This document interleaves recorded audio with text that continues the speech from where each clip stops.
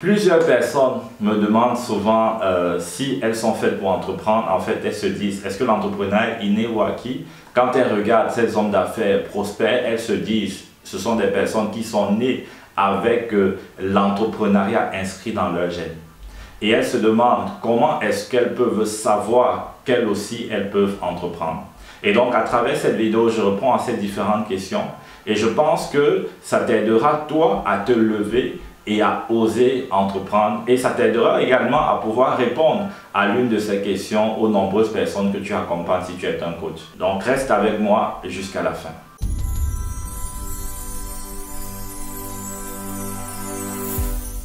Bonjour, je m'appelle Alain-Patrice Ngalleux, je suis cofondateur et dirigeant de plusieurs entreprises à succès en Europe et en Afrique. À travers cette plateforme, j'ai décidé de partager avec toi tous mes secrets, je dis bien tous mes secrets, tous les principes que j'ai mis en application et qui m'ont permis de connaître la réussite en affaires.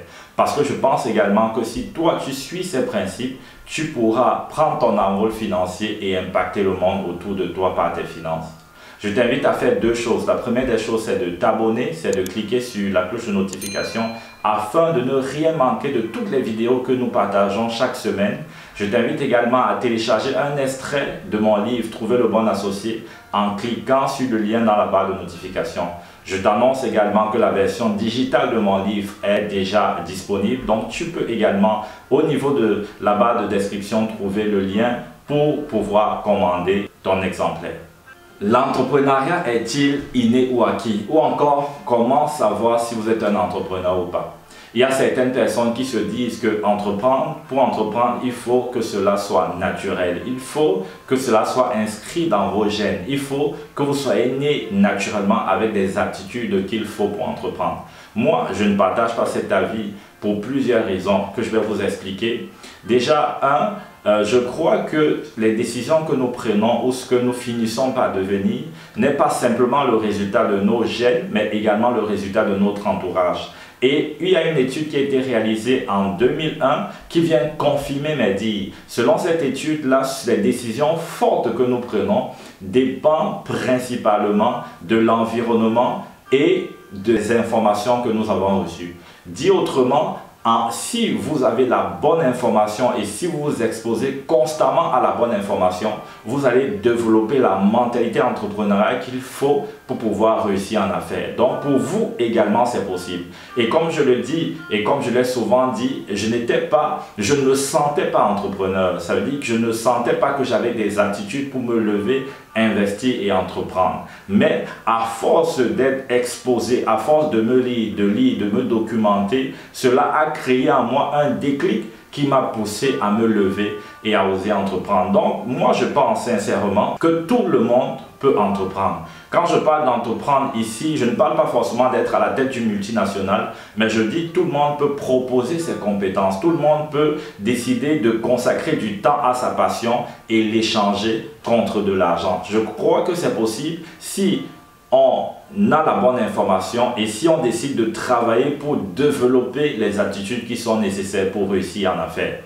Et donc, je vais également nuancer mon propos. Pourquoi? Parce que je pense aussi que naturellement, il y a des personnes qui ont des aptitudes fortes qui leur permettent de réussir en affaires et que d'autres ne l'ont pas et qu'en conséquent, ils doivent développer cette aptitude-là. Il y a des personnes, par exemple, qui n'aiment pas du tout le risque, qui ne veulent pas du tout prendre de risques. Et donc, un profil de quelqu'un qui prend beaucoup de risques aura tendance à plus entreprendre qu'une personne qui n'aime pas prendre de risques. Donc, naturellement, les deux ont des dispositions contraires, mais il est possible pour les deux de se lever et d'entreprendre. C'est une question d'information, c'est une question de déclic pour celui qui n'aime pas prendre de risques. À ceux, par exemple, qui n'aiment pas prendre le risque, je leur dis souvent, qu'est-ce que tu es prêt à perdre? Oui, tu n'aimes pas prendre le risque.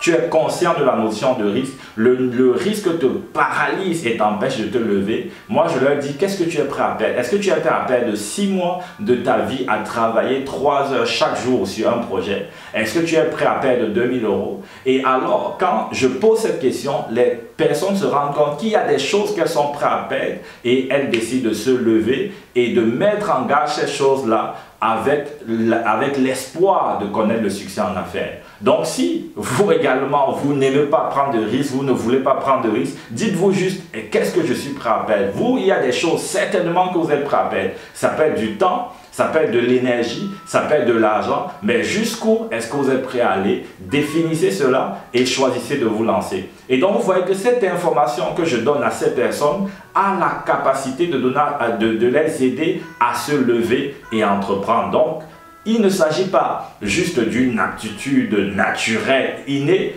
mais il s'agit d'informations qui viennent réveiller la personne, qui viennent produire les déclics et qui viennent pousser la personne à se lever et à entreprendre. Je crois également que nous n'avons pas tous les mêmes aptitudes et que malgré toutes les formations que nous pouvons suivre, il y a des aptitudes que nous ne saurons pas développer. Et donc c'est pourquoi j'invite souvent les gens à investir dans des business qui ne sont pas complexes pour elles. Donc je dis à ces personnes, n'allez pas dans des business qui sont trop compliqués pour vous juste parce que les autres le font. Non, faites-le parce que le business, quand vous l'avez conçu, quand vous avez fait une auto-évaluation de vos compétences, de vos aptitudes et des compétences à développer et que vous pouvez développer, vous avez réalisé que c'est possible, que ce business est accessible et qu'avec beaucoup d'efforts, vous y arriverez. Mais ne le faites pas juste parce que tout le monde le fait. Non, tout le monde n'a pas la même attitude, tout le monde n'a pas les mêmes compétences et chaque business a des compétences clés qu'il faut savoir